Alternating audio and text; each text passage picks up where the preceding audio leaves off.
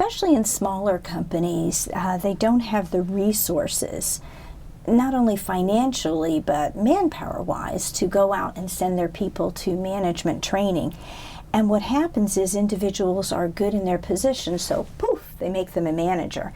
And one of two things happens. One, they just have no idea how to do it, and they sort of struggle through, or they emulate the manager that they had prior to this position. And in a small company, you don't need to go out and send people to training. You can train them every day. This book is an excellent training ground for new managers to understand really the attitude and the philosophy behind being selflessly caring, and why that's going to make them effective managers, and it's going to make them effective in the organization. You certainly want to have them read this so that they adapt and they adopt those behaviors as opposed to the behaviors of whatever manager they had prior to them, which could or could not have been good.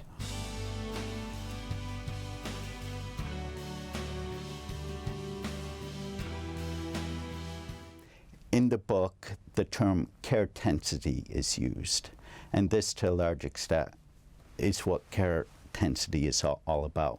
It's more than just a character trait or a management style, but it's who the person is as a whole person, and being reflected in what they do day in and day out. And Joseph, in fact, he talks about applying caretensity throughout his life, from washing up the cars to his summer job, landscaping, to preparing for the advisory committee down at FDA. Joseph talked about being responsible for the lives and well-being of those who reported into him and those in turn who depend on them. So it's taking the concept of caring to multiple levels.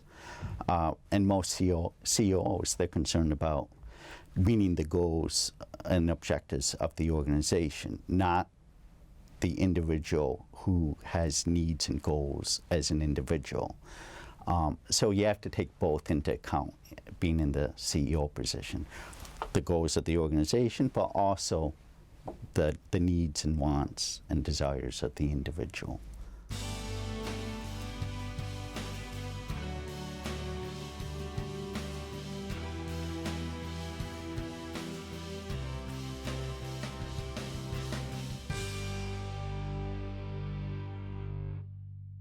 There are different scales for measuring different things, but not for measuring the care that somebody has. I'm going to be using, and I've actually used it on one leader. It's funny because leaders think they care. They really are quite blind to how they are being perceived by others. And they think they care, and when they get into this, I've used it actually to have someone else rate that leader and then brought those results to that leader, who was quite shocked.